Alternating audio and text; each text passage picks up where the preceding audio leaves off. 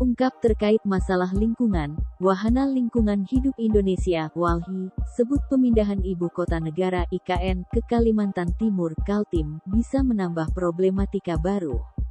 IKN Nusantara yang kelak akan berada di Kabupaten Penajam Pasir Utara, Kalimantan Timur dinilai akan menambah masalah baru.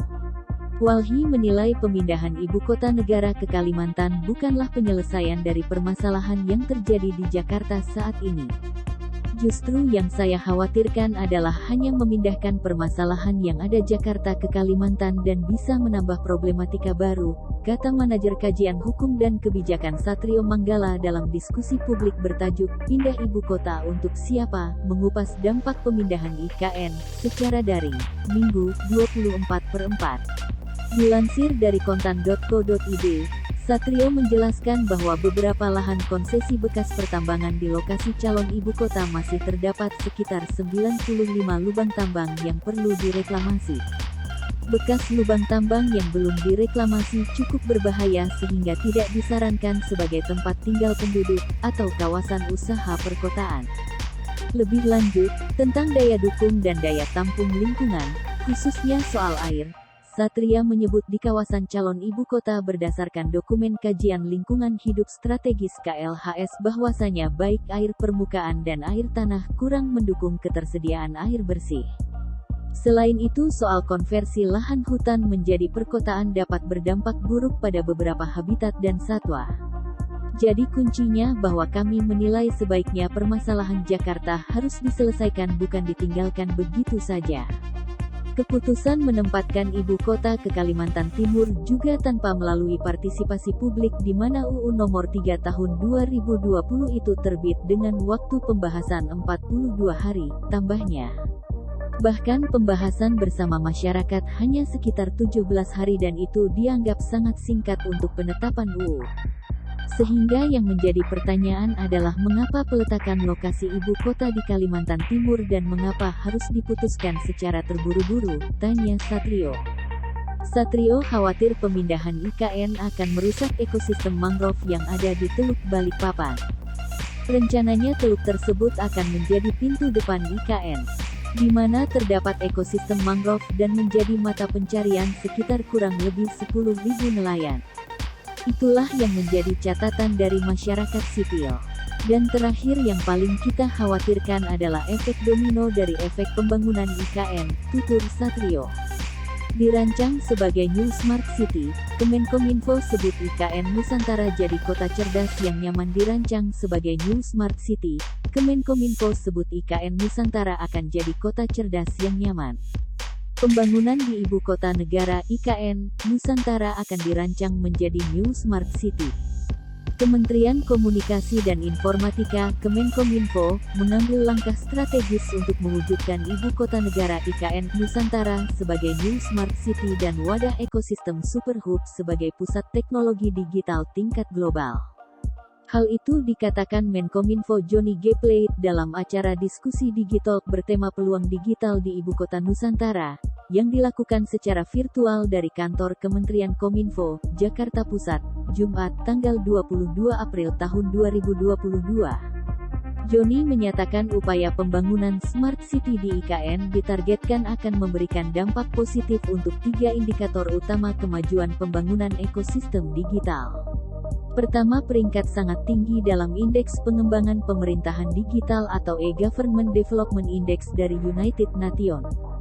Kedua, tingkat konektivitas digital dan TIK yang mencapai 100% untuk semua penduduk dan bisnis. Dan ketiga, tingkat kepuasan berbisnis atau business satisfaction bidang layanan digital yang mencapai 75% atau lebih, jelasnya. Menteri Johnny menyatakan dengan tercapainya 3 target tersebut, Smart City IKN akan menjadi kota cerdas yang nyaman, efisien, dan modern yang dapat menjadi kota dunia untuk semua. Menurut Menkominfo, langkah strategis yang tengah ditempuh saat ini dengan memperkuat jaringan kabel serat optik palaparing existing di wilayah IKN dengan penambahan jaringan palaparing integrasi. Hal itu ditujukan untuk meningkatkan utilisasi dan resiliensi jaringan tulang punggung konektivitas secara nasional. Kementerian Kominfo juga membangun infrastruktur TIK di kawasan IKN dengan berorientasi kepada jaringan 5G dan beyond. Saat ini, 4G adalah backbone telekomunikasi nasional kita. Namun untuk IKN kita berorientasi pada jaringan 5G dan beyond serta semua persiapannya menuju ke sana, jelasnya. Menurut Joni, Kementerian Kominfo juga menyiapkan infrastruktur digital agar memungkinkan penggunaan teknologi baru dan mutakhir seperti autonomous vehicles, Internet of Things, dan Big Data dapat berjalan secara simultan dan kontinu. Kami juga sedang mempersiapkan spektrum frekuensi dan bandwidth yang memungkinkan untuk layanan 5G dan beyond dapat berlangsung dengan baik IKN, nantinya di semua level band baik low band, coverage band, serta high dan super high band, tuturnya. Kementerian Kominfo kata dia juga berencana membangun 1 dari 4 pusat data nasional di IKN. Upaya tersebut menurut Menkominfo diharapkan akan makin meningkatkan indeks pemerintahan digital Indonesia. Saat ini e-participation index yang telah berhasil melompat naik 35 peringkat dari tahun 2018 hingga tahun 2020, ungkap Menteri Joni.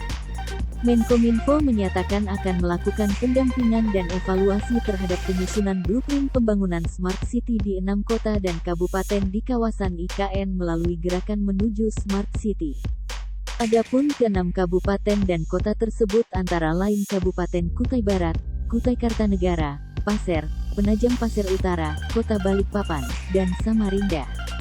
Melalui langkah-langkah tersebut, fondasi konektivitas digital diharapkan dapat menopang Smart City IKN. Karena pembangunan infrastruktur digital di wilayah IKN menjadi fondasi yang kuat dalam melakukan transformasi digital nasional yang mumpuni, terutama bagi aspek ekonomi digital, pemerintahan digital dan masyarakat digital, jelasnya. Menurut Menteri Joni, Kementerian Kominfo akan mendorong peningkatan aspek ekonomi digital. Salah satunya dengan inisiasi dukungan pengembangan digitalisasi usaha mikro kecil dan menengah (UMKM) melalui aktivitas bisnis pada platform digital. Sedangkan aspek pemerintahan digital tidak hanya meliputi perbaikan sistem birokrasi, tetapi juga terkait pengelolaan data dan interoperabilitas, dan masyarakat digital. Upaya ini memastikan bahwa masyarakat dan tenaga kerja Indonesia memiliki literasi dan kompetensi digital seperti data science, big data, artificial intelligence, dan cyber security yang dibutuhkan dalam menghadapi tantangan industri dan ekonomi global ke depan, jelasnya. Ia menegaskan dari seluruh potensi digital tersebut, pemerintah menaruh harapan besar terhadap kebijakan pemindahan IKN. Oleh karena itu, sinergi dan kolaborasi seluruh elemen bangsa mutlak dibutuhkan agar kebijakan itu dapat dilaksanakan dengan baik. Untuk mewujudkan ibu kota negara baru, ibu kota Nusantara sebagai etalase kemajuan dan persatuan bangsa Indonesia. Saya tentu yakin dan berharap, mari terus jaga optimisme kita, sukseskan kebijakan strategis yang luar biasa ini demi mewujudkan Indonesia terkoneksi, makin digital, makin maju, harapnya. Selain Menkominfo Joni G. Plate, diskusi peluang digital di IKN turut dihadiri Menteri Pariwisata dan Ekonomi Kreatif Sandiaga Salahuddin Uno. Asteris. Terima kasih sudah nonton, jangan lupa like, subscribe, dan share ya!